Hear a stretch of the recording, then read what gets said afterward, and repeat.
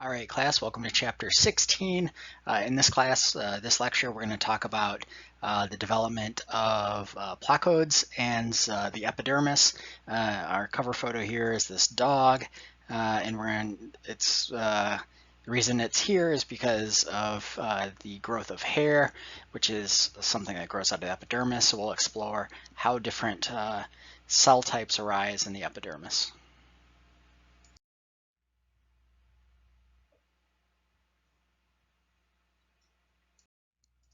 Okay, so these specified cells called cranial placodes, they are kind of the precursor to sensory neurons. And so around the developing neural tube here, you see that there's these specified cells that are kind of anterior to the neural crest and kind of around the neural plate. And these cells will eventually become cranial placodes, which then go on to become sensory neurons. And so some examples are olfactory neurons. So these are obviously tied to smell. You have lens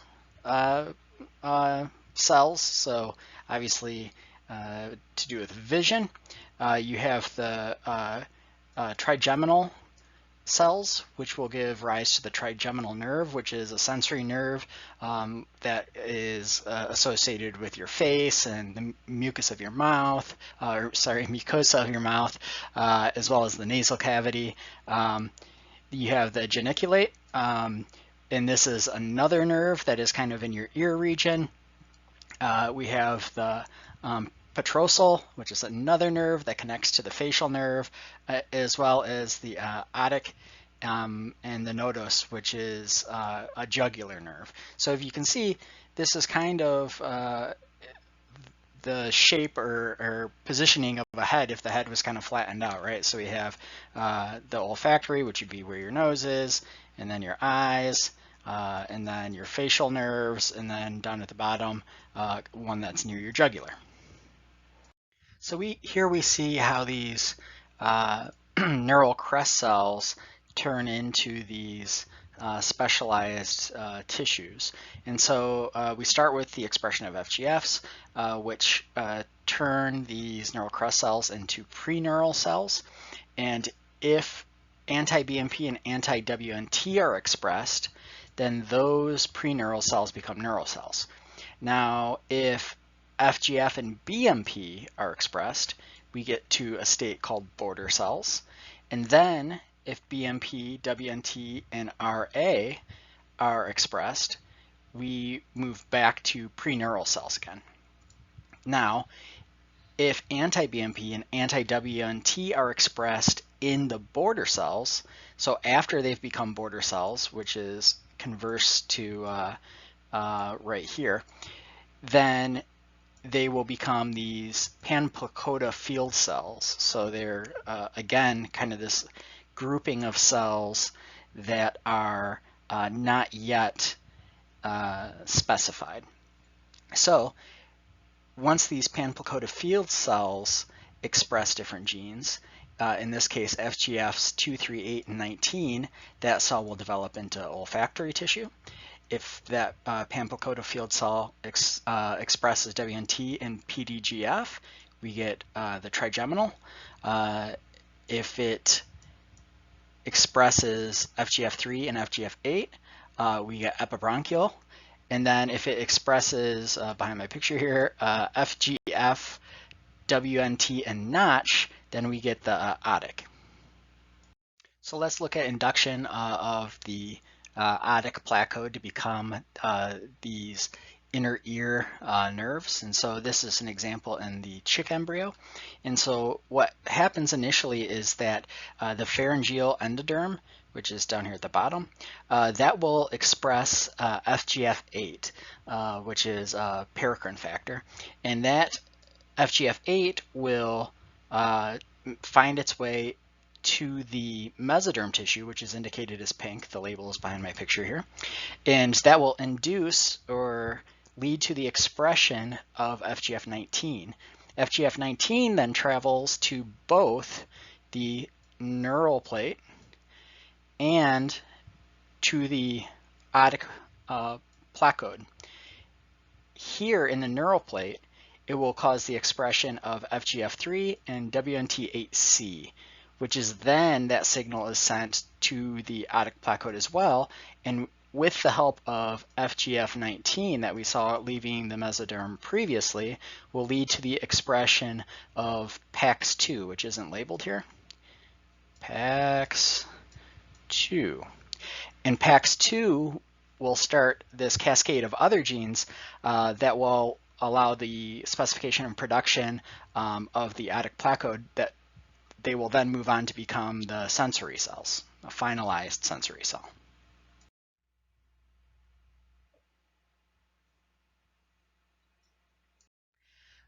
So let's take another example here and talk about the development of the vertebrate eye. Earlier in the semester, we talked about reciprocal induction, and that's where one tissue signals to an adjacent tissue to change, and then that tissue signals back to the original tissue to change, and it can go back and forth, sending this message, and they'll both kind of evolve together. And so in this example of reciprocal induction of the vertebrate eye, we're going to talk about the placodes. And so it starts with the optic vesicle invaginating and contacting the overlaying ectoderm, which induces a lens placode. So we have the lens placode here. And from this point, the ectoderm, the overlaying ectoderm, differentiates into lens cells. And the optic vesicle folds in on itself, so you can see that it's kind of smushing down right there. And at this point, the previous optic vesicle, which was folding in on itself, finishes folding to form this optic cup and will become the neural and pigmented retina area. And the lens, in turn, which was the lens placode right here, that is internalized. So you can see it's kind of broken off from being part of the external layer of cells here and is folding in and being internalized. And now that the lens is internalized, this is another case of this reciprocal induction. So these cells have specified to become lens cells, and they've been internalized and have started to form this lens structure, and they will induce these outer ectoderm cells here to become the cornea.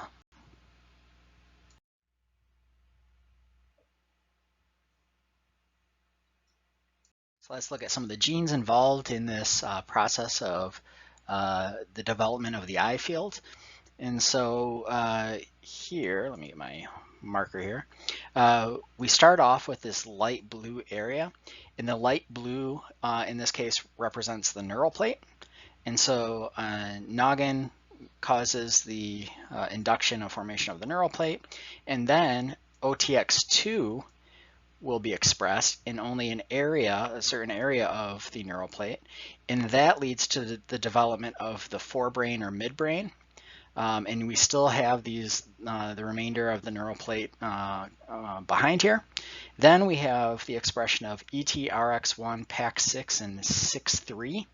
As well as LHX2, and that within the front of the forebrain will lead to the development of the eye field. And then finally, within the eye field, we'll continue to express these four genes, ETRX1, PAX6, and 6-3, in addition to LX2. And then two more genes come in, TLL and OPTIX2, and that will further lead the cascade to the full development of the eye from the eye field. So while we listed all these transcription factors as playing a role in eye development, they're not all active across the entire developing eye field. So starting with 6-3 expressed over the largest amount of area, we get more and more specific. So 6-3 covers a large swath of the eye field, PAX6 a little less, RX1 a little less than that, LHX2 less than that, and then finally ET is the most specific. And so this kind of leads into the ideas of all these different gradients, right? And so you don't want all genes expressed all over the place because you need to specify, especially in the eye where there's very specific tissues, rods and cones, lens, cornea, etc., that are all very tightly packed together but all very different. And so these overlapping expressions where we get from general to more and more specific help in that to aid in that development and specificity of these cells in the developing eye field. Now, if you knock out some of these genes, in this example, this is a mouse that has Rx knocked out, then you stop the development of that organ. So just like any other organ that we talked about previously, these genes are vital for these cascades. So these transcription factors play a role to express other genes that lead to further development. And so here, knocking out Rx in this mouse leads to no development of eyes. So these gradients of the previous slide that we saw, they all lead to the expression of a homeobox gene. In this case, XRX1, which is the gene that finally at the end of the road specifies that certain tissues should develop into retinal tissue. So in this case, you can see that the stain here indicates that this XRX1 is expressed only in the retina and a little bit in the pineal glands, which has receptors very similar to the retina. But this is kind of the end of the road where all those gradients specify, okay, here is where we're going to express XRX1 and we're going to develop the retina. So if you've noticed from that diagram previously of our overlying transcription factors, the eye field is kind of one big disc that sits right in the middle of the forehead of the developing vertebrate. However, we know that we develop two eyes that are separated. And so this eye field needs to be separated into these two bilateral fields. And so sonic hedgehog is the gene expressed that causes this midline and separates the eye field into a left and a right axis. Now, if we were to treat a developing mouse with Gervine, Gervine is a steroidal alkaloid that's found in certain plants. It's similar to cyclopamine, and what this does is it inhibits sonic hedgehog. And when ingested in nature, Gervine causes birth defects where there is not a separation of the left and right half of the brain into two lobes, and also the eyes and the nostrils and etc. There's no division straight down the middle of the developing organism.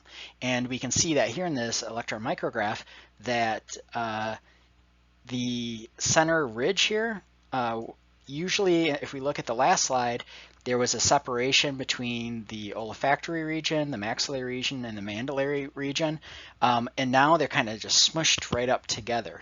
And so inhibition of sonic hedgehog leads to this lack of separation. And as you can see here, in severe cases of either Gervine or cyclopamine, we see that there is complete fusion of the two lobes. So the olfactory tissue, the optical tissue, the maxillary, the mandible, those are all kind of really smushed together. They're not kind of smushed where the midline is disappeared, but they're all one organ.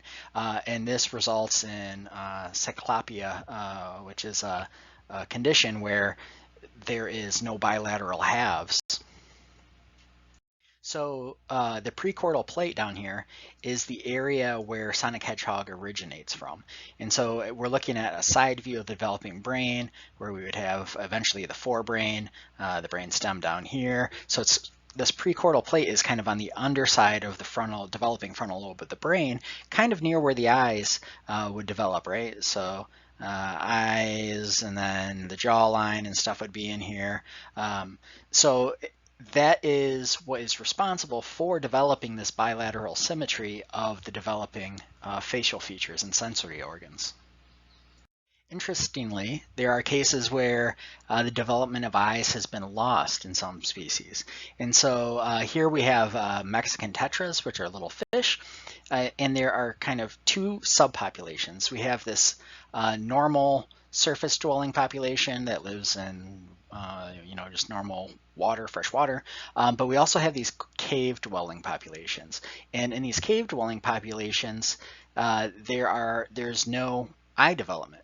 And so there are two genes, PTC2 and PAX2, that respond to sonic hedgehog and are expressed in broader domains in these cave embryos, or right here, than they are in the surface ones on the left-hand side here. And so this leads to the embryonic optic vesicle of surface-dwelling fish having, this is, I guess, considered a normal size because they actually develop eyes. However, the optic vesicle of the cave-dwelling fish is much more reduced, and the PAX2 expression has kind of moved in and taken over for where PAX6 is normally expressed. And so if we get into kind of evolutionary theory of this, usually this mutation, if this mutation occurred in surface-dwelling fish, that fish would be out of the gene pool, right? Because something's going to come and eat it. It's not going to know, where to run to or swim to, I should say. However, that evolutionary pressure isn't present in these cave-dwelling fishes, right? Because there's no light. It's completely pitch black where they live. And so they rely on their other senses, and eyes have no purpose. So even if you had eyes, you wouldn't be able to see a dang thing in this cave. And so there's no pressure to have eyes. You're not going to outcompete somebody with no eyes because your eyes are worthless where it's completely black. So these subpopulations have evolved to exist in these caves, even though they've got this abnormal development, this developmental disability.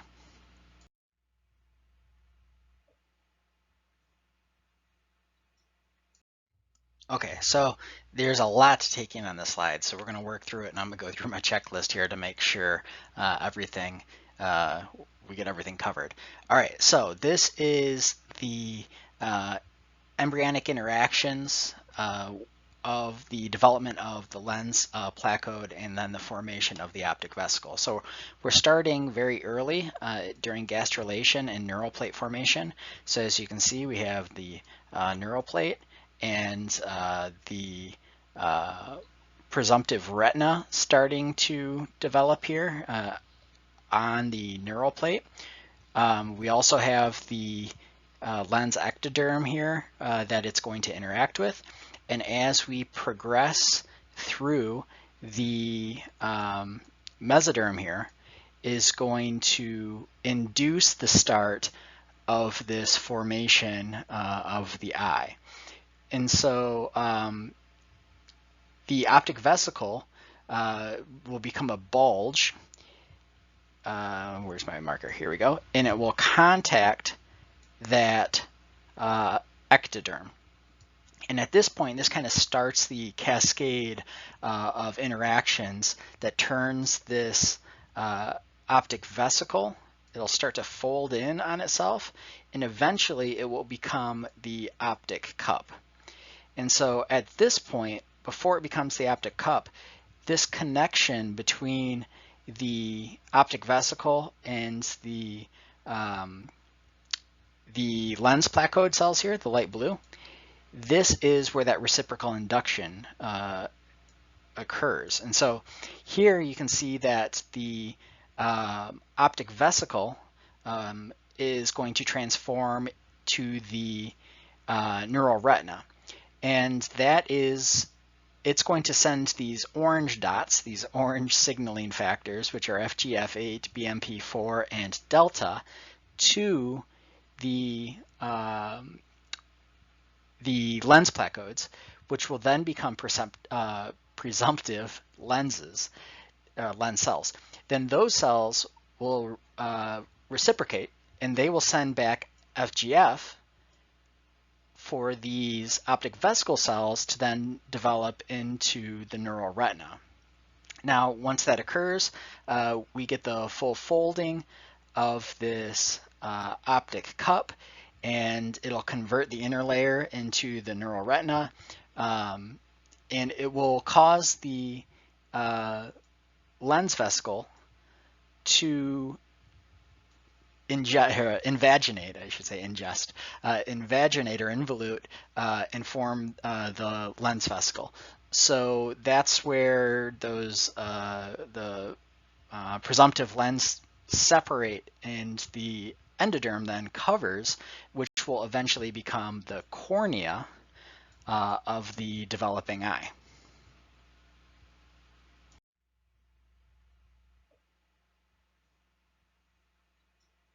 So at embryonic day 13, the lens vesicle has started to separate from those endothelium cells, and these mesenchymal, kind of pink corneal precursor cells will migrate into that gap between the lens vesicle and that the endoderm that's separated, which is now called the germinal epithelium tissue. And at this point also, these lens cells, the interior lens cells here, they begin to elongate. And they produce what we call, at this point, preliminary lens fibers. Now at day 14, the lens is completely filled with these lens fibers. So the internal lens cells have pushed all the way through to kind of fill up that lens with these lens fibers, and those mesenchymal cells that have migrated into the gap start to form some layers. At day 15, those layers that were in front of the developing lens, they are detached from the lens, and we get the formation of the anterior chamber here. So this area right here, I believe the reason that this is one of these figures that I am not super fond of, but I think the reason that those cells are grayed out are either because they're showing that they're lost, or it's trying to provide kind of a 3D image to it where it's surrounding that lens cell or that lens tissue. At day 15 and a half, what was once the surface ectoderm is now the corneal epithelium, and this corneal layer, this corneal epithelium, will begin to become transparent because obviously it has to let light in to the lens. The anterior edge of the optic cup, which is right here, that will enlarge and it will form the area containing the iris muscles or stroma of the iris and the ciliary body. So obviously you need to be able to focus your pupil with these iris muscles. And then as the lens grow, these cells here will become new lens fibers on the lateral sides. So they will, towards us, they will start to fill in as the eye gets bigger.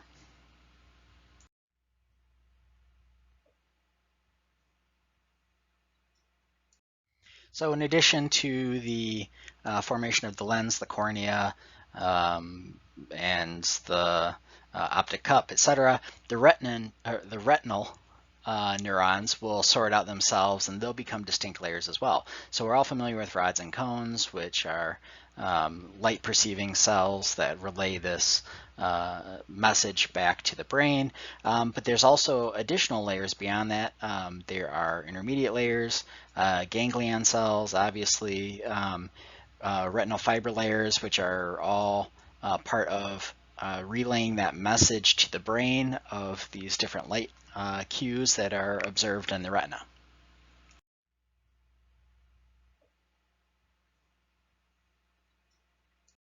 So we wouldn't be doing the epidermis any justice without talking about skin, right? Skin covers probably 99% of your body. It's the largest organ. Some say organ, some say tissue. But anyways, regardless of your thoughts on that, it needs to be able to regenerate, right? You get sunburn, you get burned, you scratch yourself, etc. Skin cells are continually flaking off, and they need to be replaced because this is the part of your body that takes the brunt of the external environment and needs to be very resilient.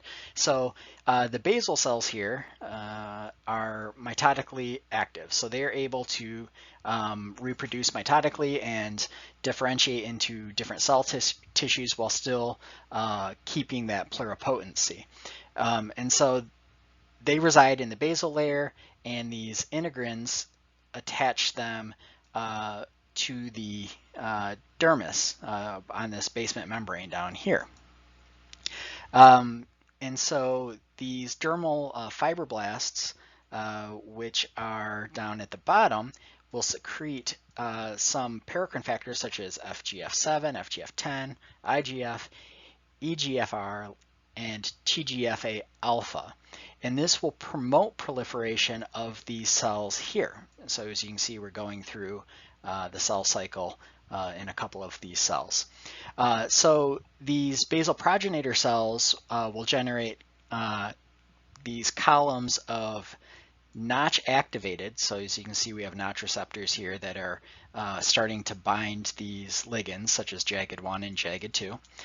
And they will differentiate through 3 stages. So as more and more cells, kind of like when we looked at the intestine, as more and more cells from the basal layer are generated, it pushes everything upwards.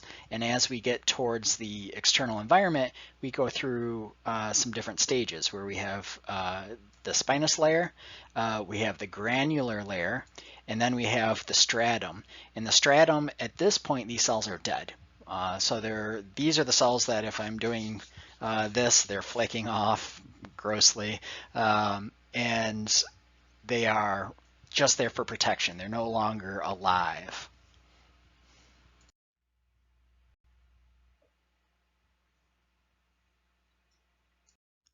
So there are some ectodermal appendages, as we call them, which become epithelial tissue that is not skin. So some examples are hair, tooth, and mammary glands or nipples. And in this case here, these 3 are examples, but there are more that they all begin or share a starting stage. They all arise through this shared placode. And so as you can see, if we compare hair, tooth, and the nipple layout here, we have epithelium tissue on top, we have a little layer of condensed mesenchyme underneath it, and then we have a broader mesenchyme below that.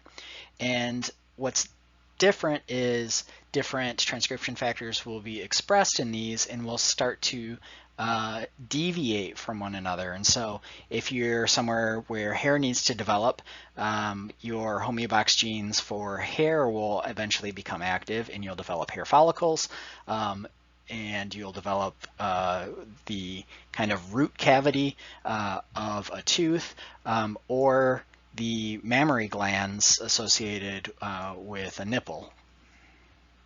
So if you're one of my few pre-dental students, this slide's for you.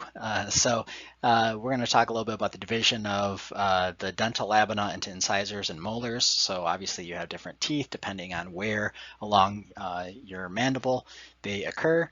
And so early on, at day 10.5, we have these tooth development zones, and outside of those zones are 2 paracrine factors, FGF8 that is kind of out to the outside, and BMP4 which is towards the front of your developing jaw. And these will influence the gradient of the incisor field and the molar field for 11.5 days, but then after 11.5 days, genes become active that will separate these into distinct fields themselves. So you'll have a distinct molar field and you'll have a distinct incisor field, and in between them we have what is called a diastema, and this is kind of an inner tooth region. That's the area that I don't floss enough, or you probably don't either. How many of you lie to the dentist and say, oh, have you been flossing? And you're like, yeah, I have. That's me too. Not enough. But regardless, that's a little bit about teeth development. So let's talk a little bit here about the development of mammary glands.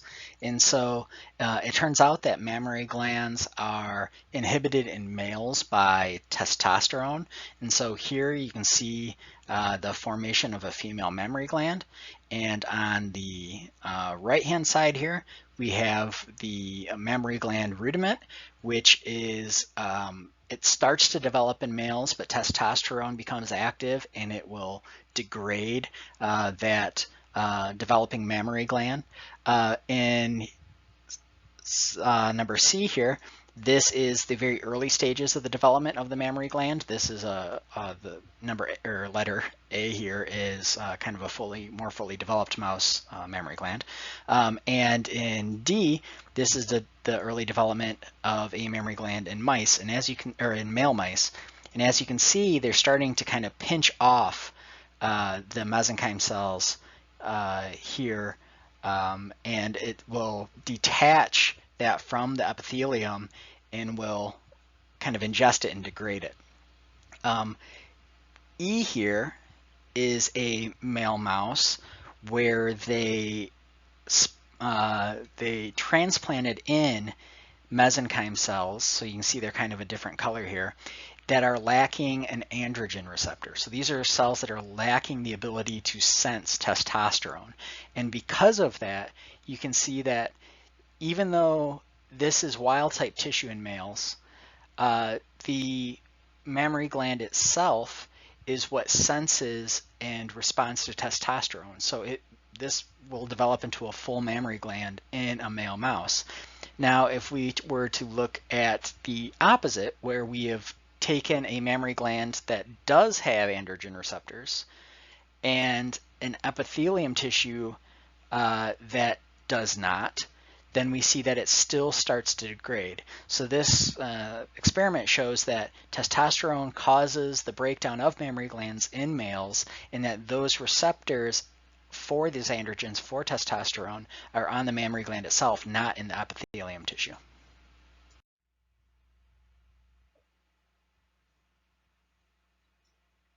So let's look at breast development in females. And so breasts start to develop at embryonic day 11 in mammals, or in mice in this case. And what happens is they go through this embryonic stage, and then at birth they have kind of an infant stage, and they will remain in that infant or newborn stage until puberty, where estrogen is expressed, and we start to see more and more development in the ducts expanding, the ducts of those mammary glands.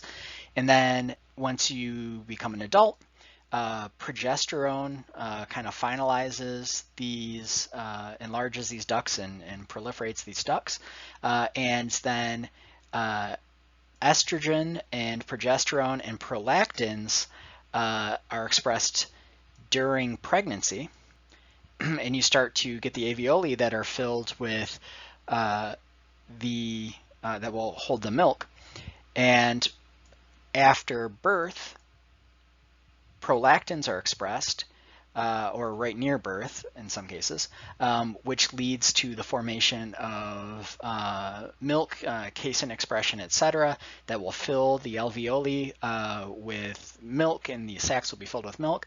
But then after a certain amount of time, once breastfeeding is stopped, it's a very cool. My wife, obviously, we just gave birth to my son 5 months ago, and it's kind of bizarre almost to me that as soon as that breastfeeding stimulation of the nipple and of the breast stops, then lactation stops. So there's no it's not like, oh, I'm choosing to stop breastfeeding and you'll continue to lactate forever or for another month or whatever else. Pretty soon as you stop stimulating the breast with a child feeding on it or with pumping, then the alveoli will go through apoptosis and it'll go back to this adult state where it's not producing milk anymore. And then subsequently, if my wife or anybody were to get pregnant a second time, we go through the cycle again. So it can happen over and over and over again. Very cool, interesting bit of biology. So lastly, let's talk a little bit about hair growth. So hair growth has a couple stages. There's the quiescent stage, where there's not a lot of active growth going on, and then there's an active stage. So in this telogen or quiescent stage, the condensed mesenchyme of the dermal papilla, which is this little kind of pink egg-shaped thing down here at the bottom, it contacts the stem cells, which are these right here. And that's the outer layer of the bulge, which is all of these here. We would call the bulge, kind of this heart or V-shaped. And so the hair follicle stem cells are not active because BMP6 and FGF8 from the inner layer of the bulge are acting to repress the production of dermal mesoderm, are repressing gene expression in these hair follicle stem cells. In addition, the dermal fibroblasts, as well as the subcutaneous fat cells or adipocytes, are also producing BMPs to repress the active state of the hair follicles. Now, at the transition from telogen to anagen, or to the active growth state, we see that there's kind of modifications of this pathway. And so the mesenchyme cells produce these activators, such as FGF7, FGF10, BMP inhibitors, TGF beta 2, and WNTs. So this dermal papilla is what produces those, and it is then that message is conveyed through these paracrine factors to the hair follicle stem cells. And so obviously the BMP inhibitors then will stop this message from the adipose cells and also from the inner layer of the bulge. And so once this occurs, there can be proliferation and differentiation of the hair follicle.